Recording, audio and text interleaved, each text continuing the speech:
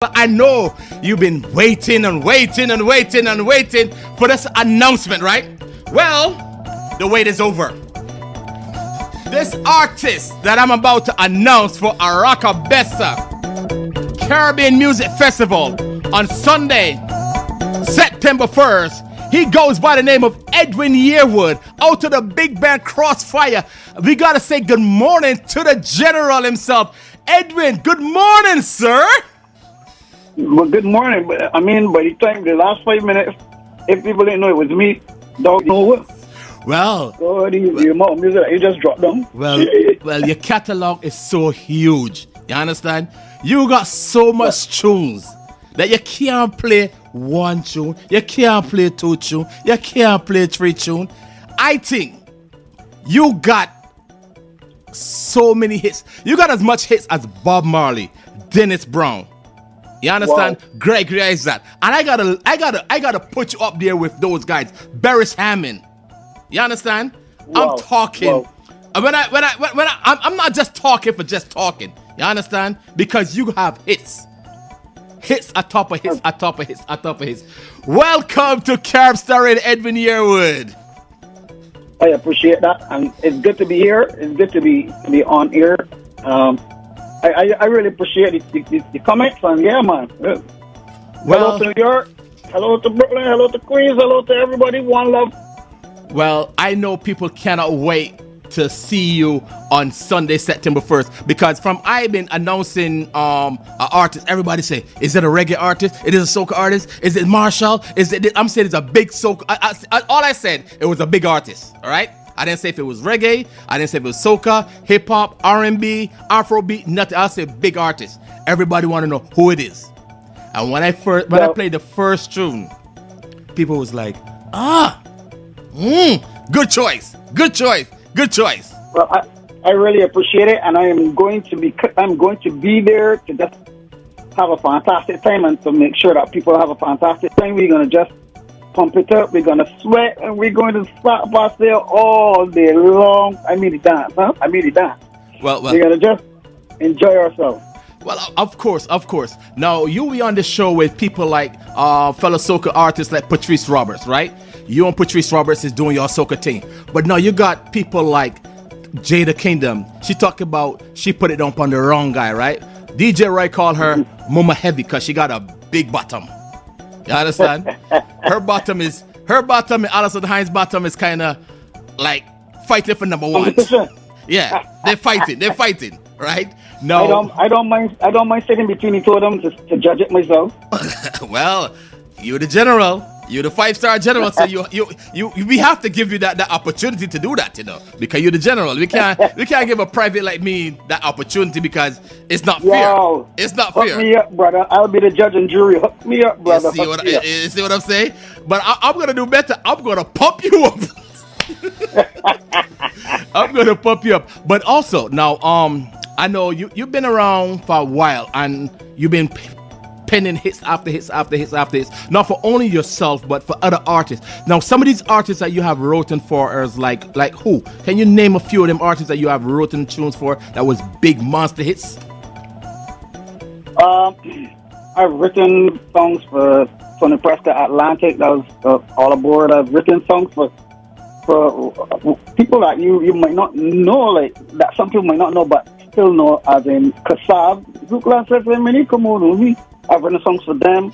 I've written songs, man, there's so many artists. I've written songs for a good few artists over the years, and Sean Carew, a good set of people. Yeah, because when I going through your credits and stuff, I'm seeing people like Arrow, the mighty Arrow you wrote for. And of course, Arrow, yes, Arrow, of course. I actually produced an entire album for Arrow. Rupee, yes. Now, how did it feel producing for an album for the soca king of the world, the mighty Arrow? It was really humbling for him to come to me and show me that respect and said he didn't just want me to write the song. He didn't just want me to write the album. He wanted me to produce the album. And for him to sit with me all those hours and, of course, give me some wisdom. And I gained a lot of experience. And I'm very thankful and grateful to him. He was a dear friend. He was like a father figure to me. And I'll never forget him for that. It was a privilege and an honor to even write one song. And when he came back the next year and said he wanted me to produce an album, that was like heaven for me, for real. Wow, I could just imagine. No, you were the first artist in Barbados to win a triple crown. You won the Soca Monarch, you won the Calypso King, and you won the Road March that year. How did it feel to come out and won 3 titles in 1 year? Well, if I gotta be honest with you, it feels better now than it did then. It felt really good then because it was my very first year. I wasn't even thinking that I would have won anything. I just wanted to be a part of it. So to come out on top in all 3 categories was amazing. But it feels better now because this is 30 years past and it's still a record not matched or broken. So wow. There's nobody else that did that. So that was brilliant for me. Wow, felt really good about that. That sounded so good, and it feels good too. Now, like how much party monarchs you have under your belt, and how much Soca Road March you have under your belt? Sir, to be honest with you, I don't have a clue. I really don't. I don't check it like that. I would have to go. I would have to go and I literally look it up. I don't remember. Wow. I'm sorry to disappoint you with that question, but I don't remember. Wow. Because I just put out songs and just enjoy it. Because then I can start talking about road marches in other countries and other territories and stuff that we would have written and been a part of and that kind of thing. But I'm just happy to have been able to do things with the talent that God gave me and to be a part of it. So, yes, I enjoy winning, but outside of that, just spreading the vibe of soca music is awesome to me. It has been life-altering and life-changing for me, and it continues to be a beautiful journey. Mm-hmm. No, you travel the world with your band. You travel solo. So what was the best country you have ever performed in, and what stand out about that country that make you like that country better than others? I can't say that there's a country that I like better than others unless I'm dealing with the actual culture. Mm-hmm. But to this day, I would have to put Trinidad and Tobago up front because of the desire and love for soca music and not being afraid to let other countries' nationalities come in and be a part of their festival. Mm-hmm. However, Colombia stands out like a sore thumb because the first time I've been to Colombia, I didn't expect Colombia and Belgium to go to those countries.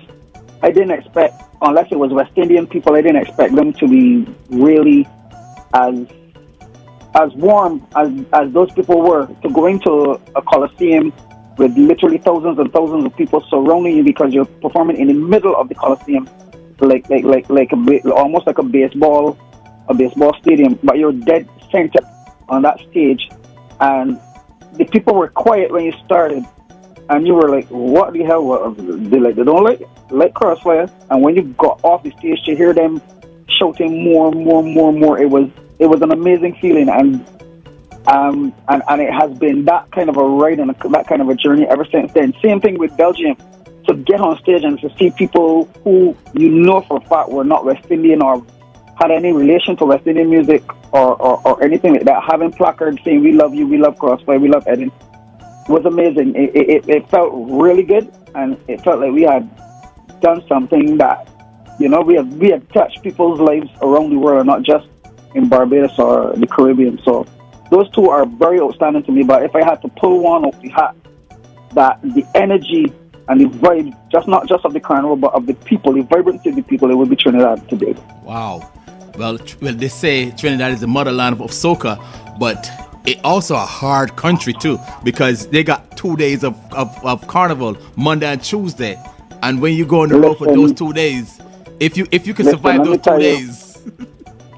Listen, let me tell you, just from coming from the days where you literally had to perform from the start of the road till the end of the road on both days singing, coming from that time, because I was a part of that time, it is not easy at all. And people don't respect what you really have to go through. Even the likes of people like Marshall Montano would have had some of that, where you are on the road from 7 a.m. or earlier. non-stop. Well, not non-stop. You take one break for lunch and you're back on the road. You're by the savannah and you line up by the savannah for hours to cross the stage with the band, and all of the dust, the savannah dust, you carry back to Barbados on your chest. Wow. Because you gotta be singing right through. So every year, without delay, without fail, when I get back to Barbados, I used to have bronchitis. Wow. After performing around the stage. Yeah, so it was not easy, but I can also tell you from a cultural standpoint and from just a participant perspective, we always run a lot of talk about wanting 2 days and 3 days for crop over or for this carnival or that carnival. Nobody like Trinidad. Nobody does it like Trinidad. A lot of people will not survive. I see us coming down the road and half of the people in the band drop out by the time they get to Spring Garden or to Mighty Green Highway. They all dropped out and walking and stuff. Not Trinidad. Trinidad is a different animal.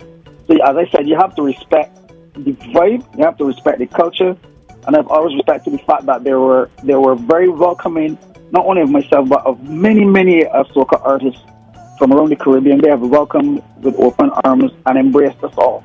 Well, so I always give props to them. Well, I know you've been to Jamaica for Jamaica Carnival and performed with your band. How was it there when you performed in Jamaica? Well, it has always been fantastic in Jamaica.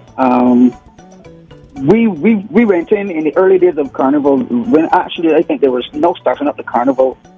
Where Byron Lee and the Dragonaires would have been the first people that brought us there.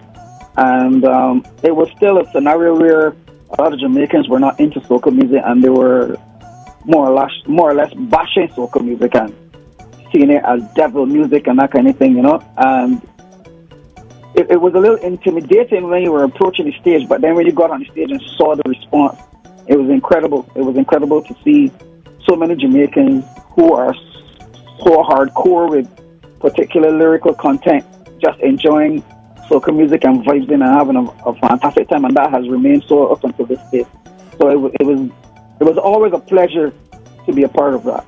Well, I could tell you because DJ Roy, he loved Crossfire. Bobby Clark loved Crossfire. When I told Bobby Clark about Edwin Yearwood, Bobby said, "Yes, you got to get Edwin Yearwood. We need him on Oracabessa. We need him. We have to have Bobby, him." Bobby, I'm coming. I'm going to come. I'm going to be there. I'm going to bring the A+ game. I'm going to leave the A game home. I'm bringing the A+ game.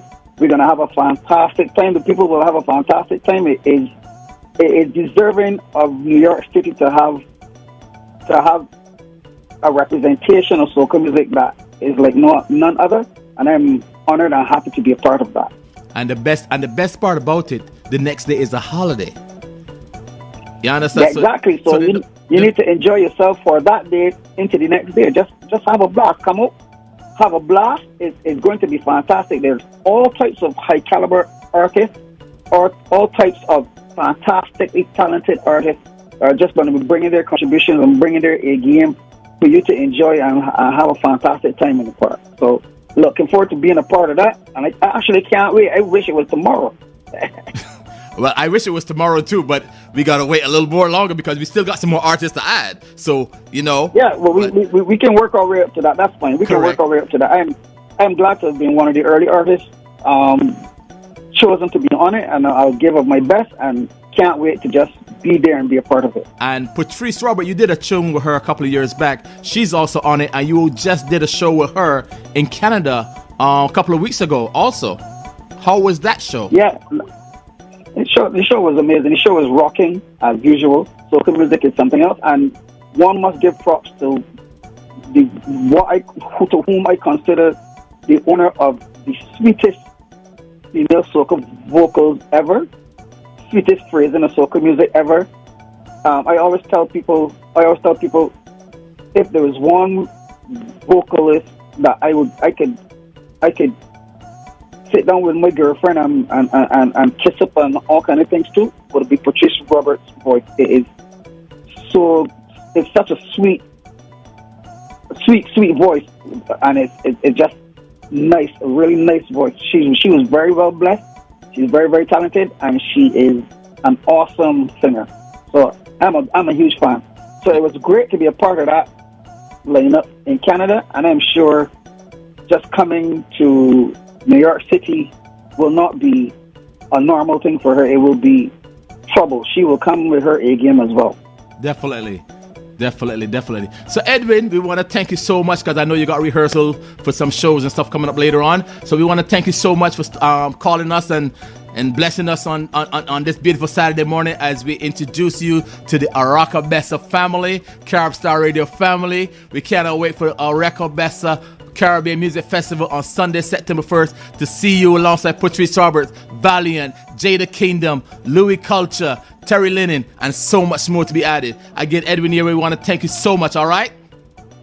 Thank you very much for having me, my brother. Respect. Thank you so much. That is Edwin Yearwood out of the big band Crossfire. He will be on Oracabessa Sunday, September 1st in Roy Wilkins Park.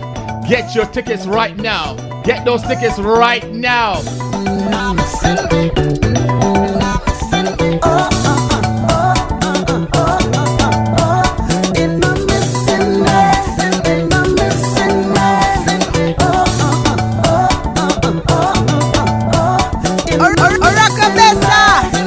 You heard it first. He's confirmed.